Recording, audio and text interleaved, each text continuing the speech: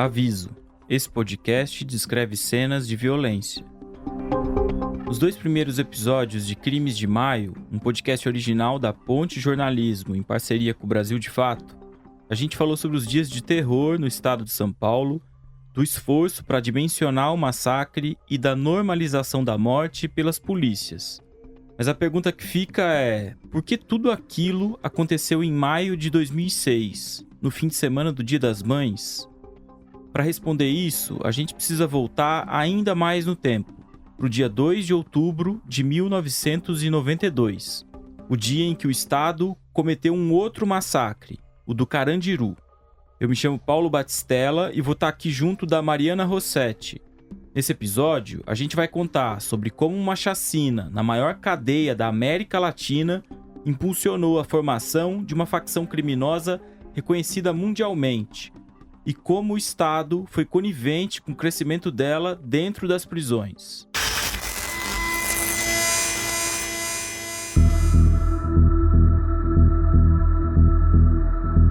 Os crimes de maio de 2006. Os crimes de maio. Os crimes de maio de 2006. O que aconteceu nos crimes de maio. A gravidade dos crimes de maio. Na história dos crimes de maio. Aos crimes de maio. Esses crimes de maio. Crimes de maio. Um massacre que o Brasil ignora. O ano é 1992. Naquela tarde, em Brasília, o Fernando Collor de Mello foi afastado da presidência da República quando já estava prestes a sofrer o impeachment. Os brasileiros também estavam na expectativa das eleições municipais previstas para acontecer no dia seguinte, o dia 3 de outubro. Mas o noticiário foi tomado por um outro fato. Na zona norte de São Paulo, 321 policiais militares da Rota, do COI e do GAT, unidades de elite da Polícia Militar, foram convocados para intervir em uma suposta rebelião que ocorria na Casa de Detenção do Carandiru, no bairro de Santana. O Carandiru já era um megacomplexo com 7 pavilhões. Ele acumulava denúncias de violência extrema e superlotação. A capacidade era para 3.300 presos, mas naquele dia tinha ali 7.200 pessoas. A realidade, o que aconteceu naquele dia? Naquele dia aconteceu uma confusão entre 2 presos. Mas nós estamos falando de um presídio que morria 3, 4 por dia. O que é uma confusão entre 2 presos? Não é nada. Então, foi numa partida de futebol, inclusive nós estávamos jogando, nosso time estava jogando naquela ocasião, era o Cascudinho, e nós estávamos numa final de campeonato. E naquela final de campeonato, nós ganhamos o campeonato, estamos subindo com o troféu ali, né, comemorando e tudo, quando de repente nós já viu aquele burburinho já falando que se iniciava assim uma briga entre 2 detentos, o Coelho e o Barba na ocasião, por devido à dívida de droga. E daqui a pouco então nós achou que eles iam resolver, como sempre se resolve, né, indo para a Rua 10 e os 2 trocando faca lá e quem fosse maior engoliu o menor. Houve uma briga no mesmo pavilhão, no 2º andar. E essa briga veio causar esse transtorno deselegante, a qual os funcionários saíram do pavilhão, trancaram e saíram correndo falando que era rebelião. Mas não era rebelião coisa nenhuma. Aqui você ouviu Maurício Monteiro, o Sidney Salles e o Luiz Carlos Paulino, sobreviventes do massacre do Carandiru, em uma entrevista para a Ponte, em 2022.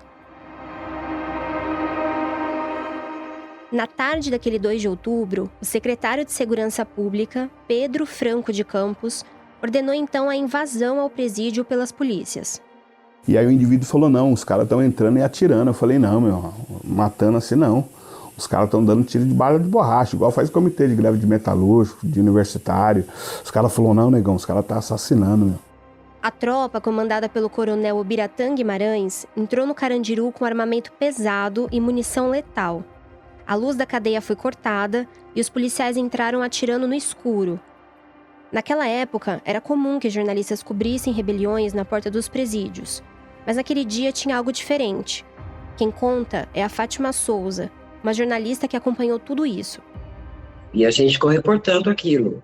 Mas o número de ambulâncias que saía de carro de cadáver não batia com o que a gente estava escutando de de número de mortos. Até que, encerradas as urnas, 5 horas da tarde, terminou a eleição.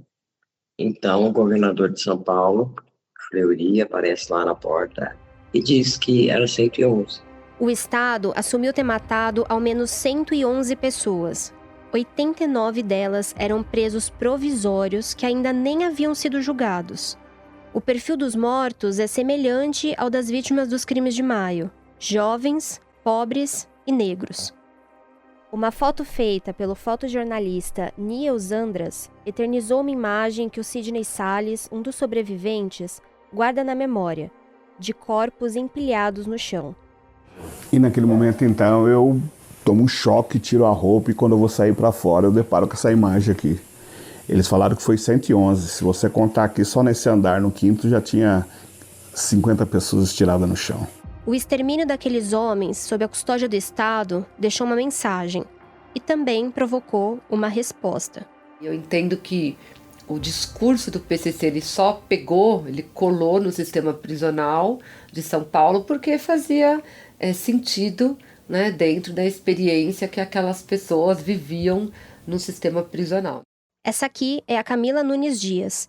Ela é pesquisadora e coautora do livro A Guerra, a ascensão do PCC e o mundo do crime no Brasil.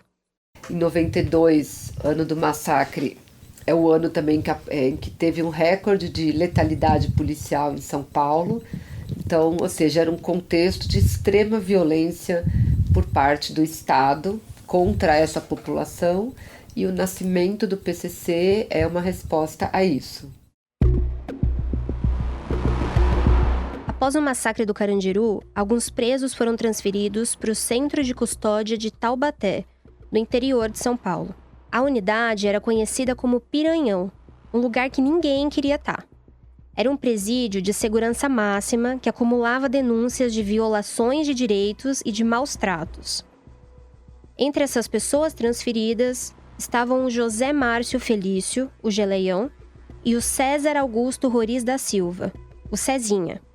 Quem me contou isso que eu vou te contar foi o próprio Cezinha e o Márcio Felício Geleia. O Cezinha e o César Augusto Roriz são 2 fundadores do PCC.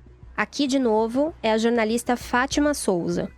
Eles me falaram que há tempos eles conversavam sobre isso. A gente precisa ter uma voz, não é possível, né, que ninguém nos ouça. Só fazer rebelião não tem dado retorno. É até prejudicial para a gente mesmo, queima nossos colchões, cancelam as visitas, enfim.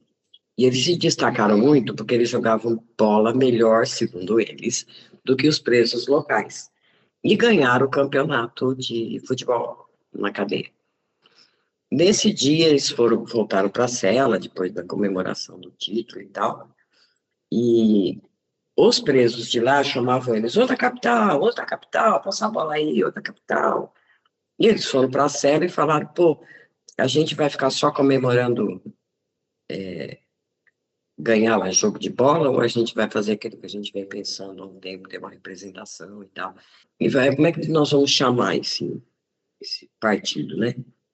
Para eles, um partido de defesa do preso. Era uma ideia até romântica, né? Tem um grupo que falasse em nome de todos.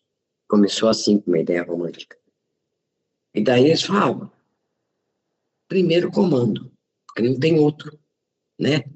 E daí diz o Geleia, então da capital, eles não chamam a gente os da capital? E aí nasceu o primeiro comando da capital, dentro de uma cela. A Fátima foi a primeira repórter a noticiar o surgimento do PCC. Dias depois, em 31 de agosto de 1993, depois de uma partida de futebol, Cezinha, Geleião e os outros integrantes do PCC iniciaram uma briga de facas com os rivais de jogo.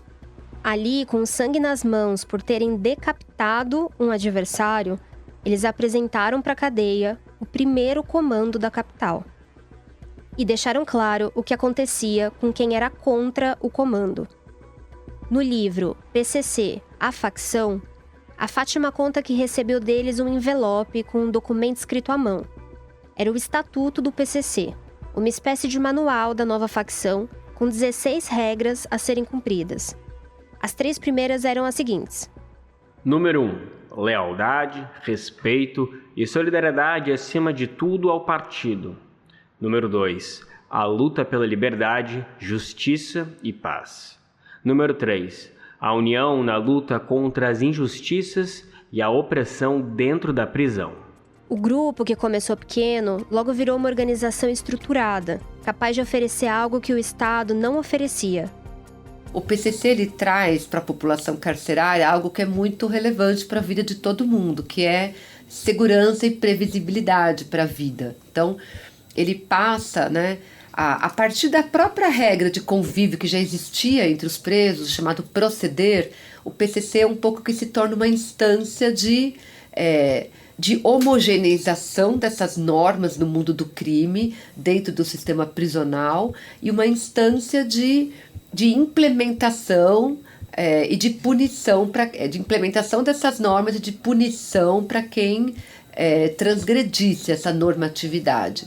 Então, não pode roubar aquilo que é de outra pessoa, não pode fazer isso, não pode estuprar um outro preso, enfim, uma série de regras que o PCC, ele, digamos assim, impõe dentro do sistema carcerário e que, no fim das contas, tornou o cumprimento da pena de prisão menos violento, melhor, uma condição melhor para as pessoas que estavam presas.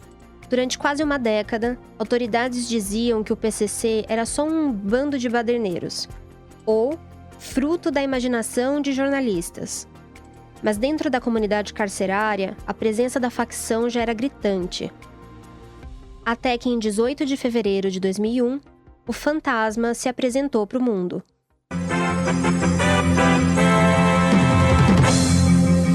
No complexo do Carandiru. Estas são imagens ao vivo do Globocop. Todos os pavilhões estão rebelados. A detenção é controlada pelos presos. São 8.000 detentos. 250 pessoas estão sendo mantidas reféns. A rebelião começou na hora da visita. Os parentes, amigos dos presos que estão no complexo foram impedidos de sair. Repetindo, rebelião no complexo do Carandiru. 8.000 presos estão rebelados. 250 reféns.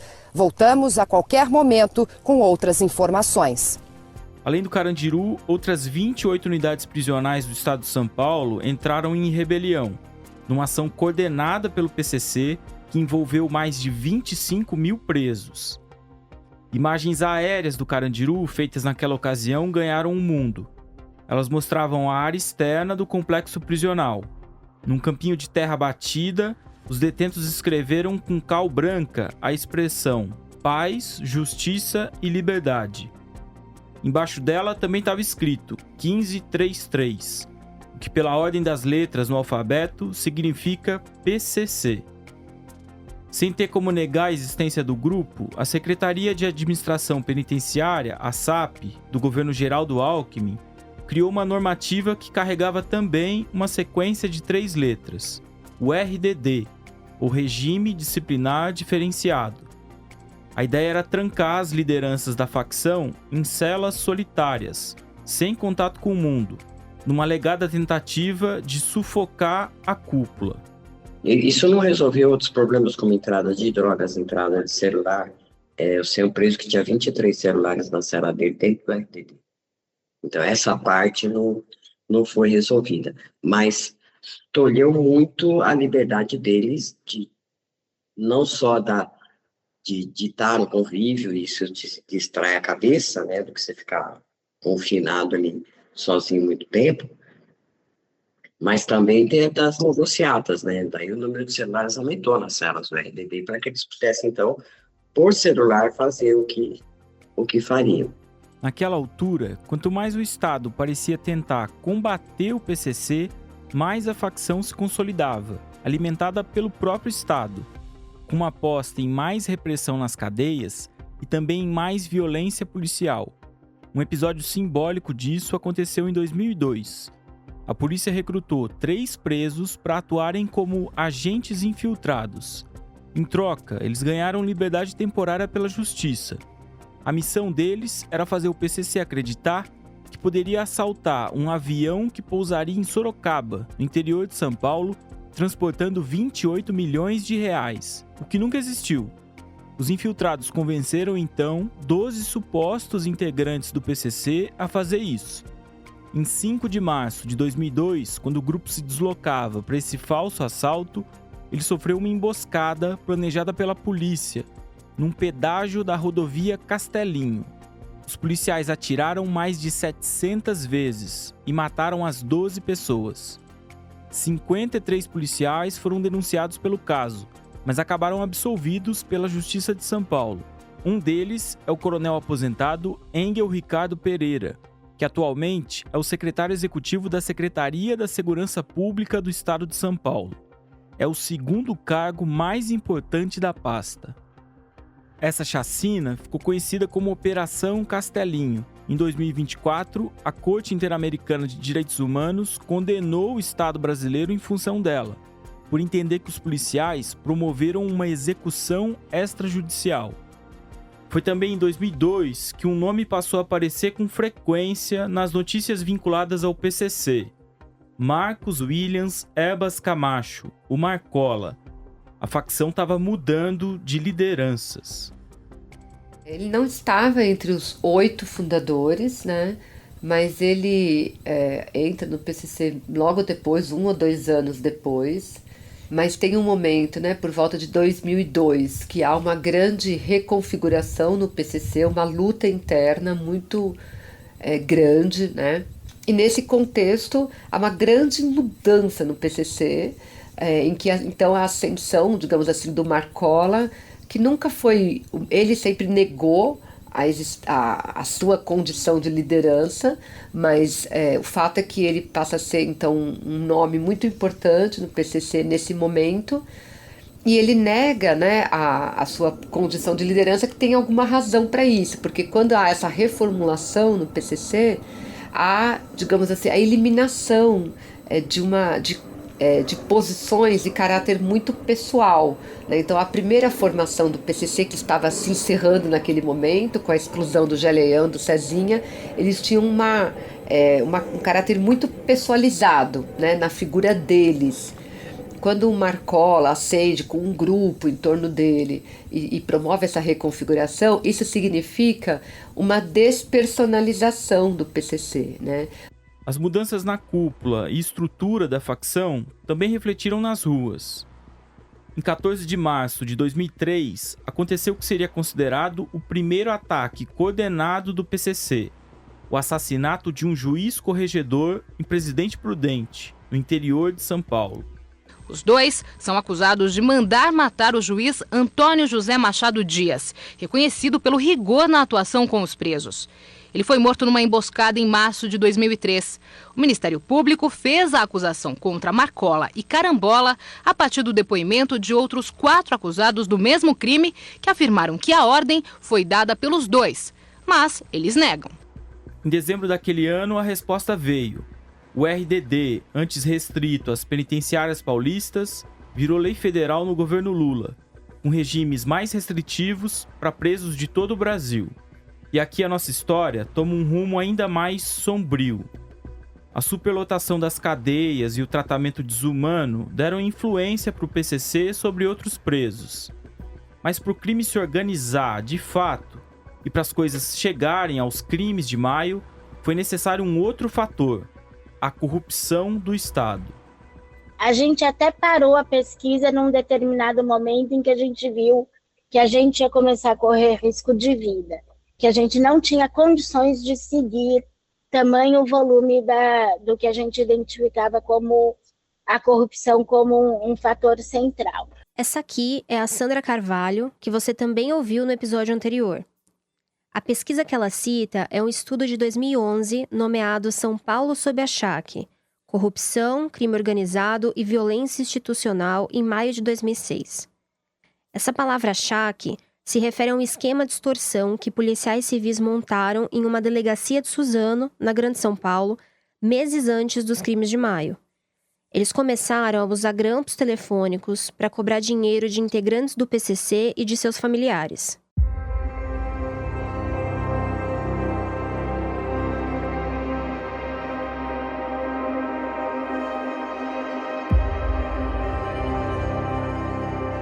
O enteado do Marcola ainda foi sequestrado em março de 2005 por 2 policiais civis que participavam desse esquema, Augusto Penha e José Roberto de Araújo, que acabariam condenados por isso em 2015. O enteado foi torturado por 72 horas na delegacia de Suzano e solto somente depois que o Marcola pagou R$300 mil de resgate. Eram agentes de Estado cometendo crimes. Meses depois, aqueles mesmos policiais, novamente pagos com propina, fizeram um acordo para facilitar a fuga de um integrante do PCC, o Gilmar da Hora Lisboa, o Pebinha. Só que o combinado não foi cumprido e, em retaliação, a facção atacou a delegacia de Suzano em abril de 2006, uma prévia do que estaria por vir. Ou seja, enquanto estava todo mundo olhando para uma suposta guerra ao PCC, tinha agentes públicos que estavam negociando com a facção, extorquindo os integrantes dela e ajudando o crime a se organizar. E a corrupção não parava por aí. Tinham celulares e drogas entrando nas prisões, e um esquema inteiro para agentes públicos fazerem dinheiro. O PCC se organizava em cadeias que se espalhavam cada vez mais. Eles estavam saindo da capital e indo para o fundão, o interior do estado. Daí a política que se encontrou foi a descentralização. Então, a construção de uma série de outros presídios e a descentralização. E isso foi importantíssimo para ele, então, se esparramar, né? E a gente foi vendo o esquema de venda de vagas dentro do sistema prisional. Claramente se sabia que ele tinha uma relação porque foi criado o RDD, então claramente ele tinha um esquema de venda de vagas dentro do sistema prisional, das transferências. Então, isso a gente foi vendo que a corrupção não era um detalhe, mas ela era algo crucial para o crescimento da facção criminosa dentro e fora do sistema prisional.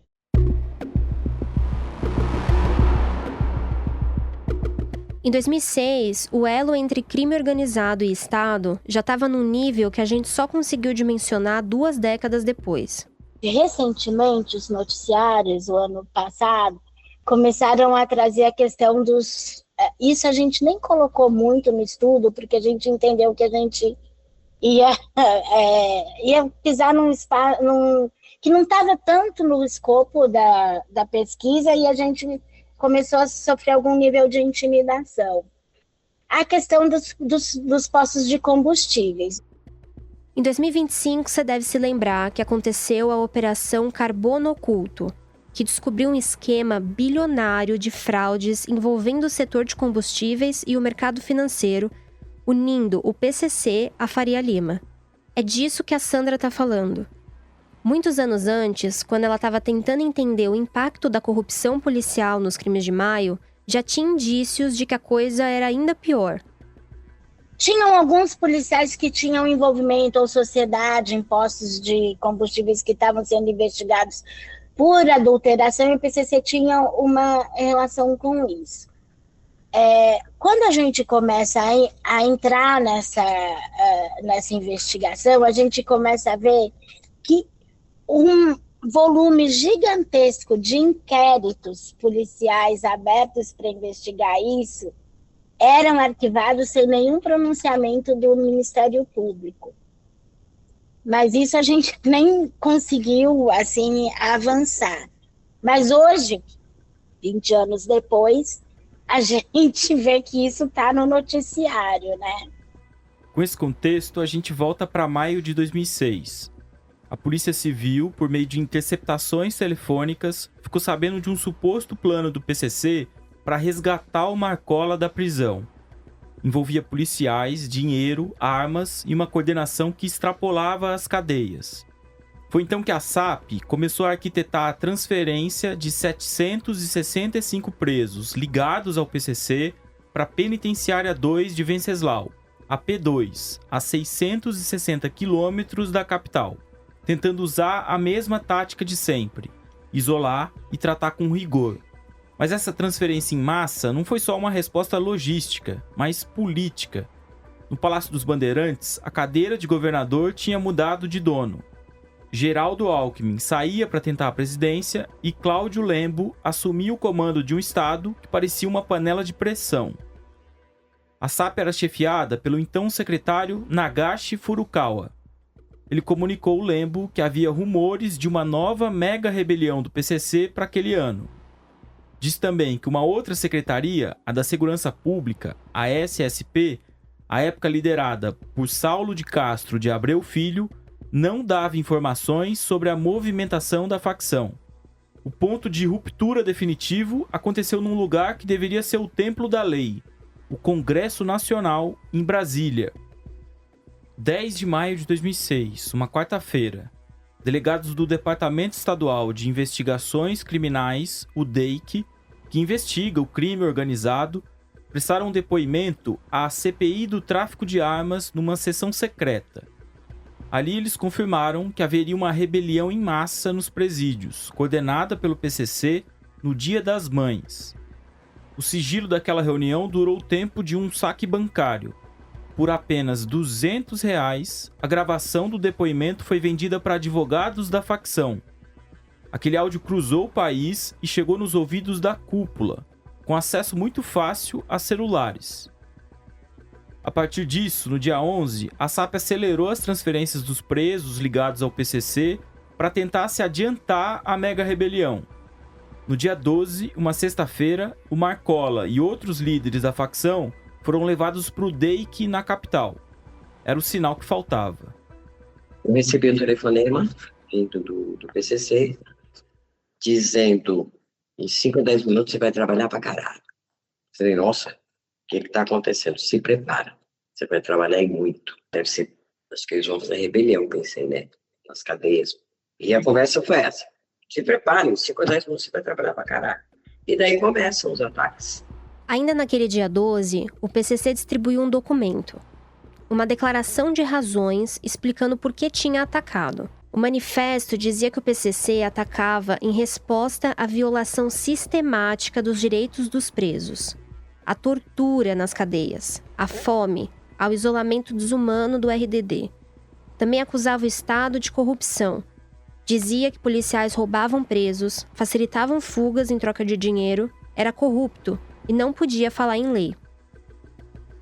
O manifesto também dizia algo importante: que o PCC aceitaria um acordo para encerrar os ataques, que estava disposto a negociar.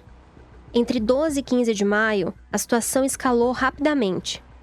Tinha 27 unidades prisionais em rebelião, depois 57, depois 82. Fez-se então os crimes de maio.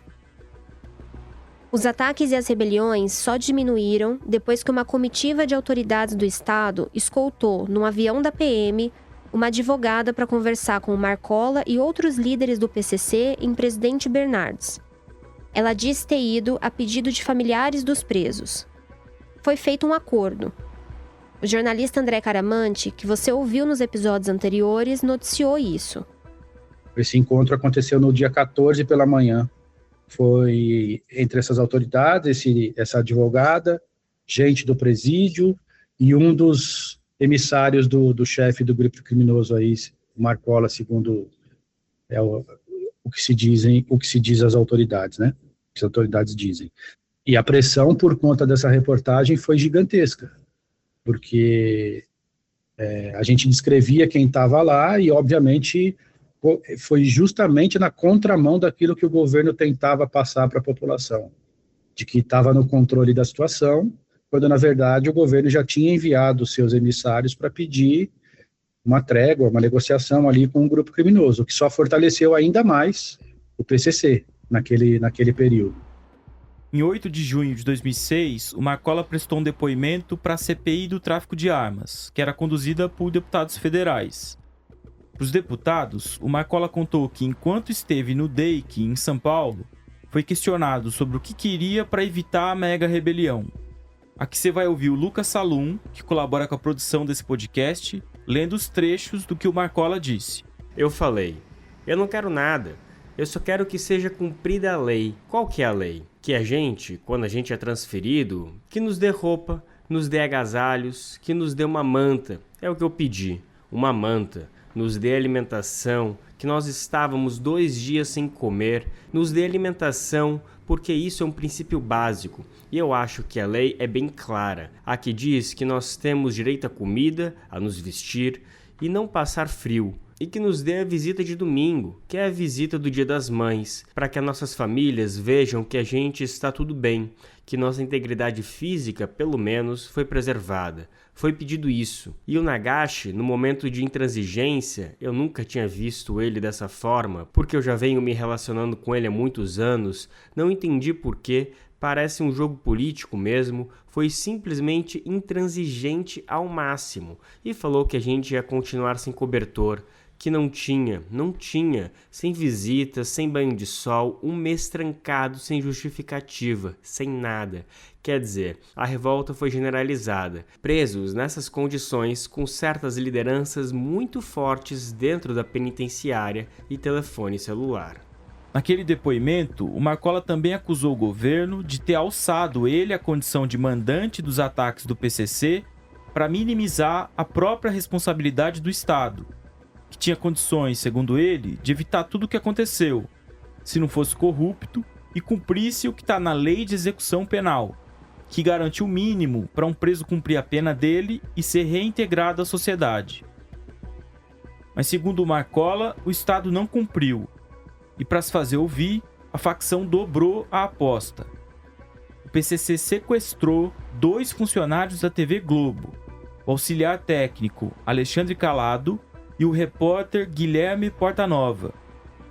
Na madrugada de 13 de agosto de 2006, a Globo interrompeu a programação com aquela música de plantão. O apresentador César Tralli apareceu na tela dizendo que uma das vítimas tinha sido libertada do sequestro. Para soltar a outra delas, o PCC exigiu a exibição na íntegra de um comunicado. Como integrante do primeiro comando da capital PCC, venho pelo único meio encontrado por nós para transmitir um comunicado para a sociedade e os governantes. O regime disciplinar diferenciado agride o primado da ressocialização do sentenciado, vigente na consciência mundial, desde o ilusionismo e pedra angular do sistema penitenciário nacional, inspirado na Escola da Nova Defesa Social, ALEP. Já em seu primeiro artigo, traça como objetivo do cumprimento da pena a reintegração social do condenado, a qual é indissociável da efetivação da sanção penal. Portanto, qualquer modalidade de cumprimento de pena em que não haja comitância dos 2 objetivos legais, o castigo é reintegração social, com observância apenas do primeiro, mostra-se ilegal e contrário à Constituição Federal. O repórter, que ainda estava sequestrado, foi libertado depois daquela exibição em que um homem encapuzado lia o manifesto. O grupo, que conseguiu se exibir em rede nacional na maior emissora do país, 20 anos depois já é conhecido não só no Brasil.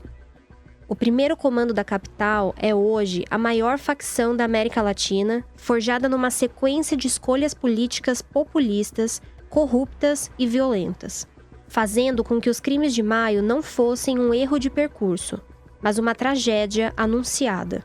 Se você pensar, é um crime inteligente. É um crime que está sempre na frente. Então o PCC fala, vamos comprar postos de gasolina para lavar nosso dinheiro. Beleza? Compra lá 3 redes de postos de gasolina. Você, cidadão, não sabe falar, abastece. Quando a polícia descobre, já estão 10 anos fazendo isso. Daí a palavra é foda-se. Agora a gente compra a farmácia. Ah, descobriram a farmácia, foda-se, agora a gente compra o supermercado.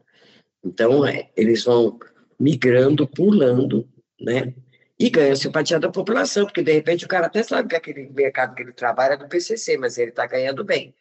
Né? Diz que os postos das redes do PCC pagavam um salário maior do que as outras redes. Né? Então, também ganham simpatia da população investindo. Você vai na Baixada Santista, metade das lojas que vende carro importado, aqueles blindados, caramba, é do PCC. Daí a madame lá, mulher do prefeito, mulher do prefeito da cidade, entra toda com a sua bolsa Louis Vuitton para comprar o carrinho dela, sai de lá toda feliz, ela acabou de abastecer o caixa do PCC, sem saber. Né? Então eles estão Não tem onde você fala, jogo do bicho nem ligam mais, né? É bingo. Hoje o PCC tem os bingos, mas é mais para diversão e para divertir o público e deixar a simpatia do que o próprio dinheiro, porque eles estão muito além disso. Estão nas pizzas, estão na Faria Lima, né? Essa é a realidade do nosso PCC.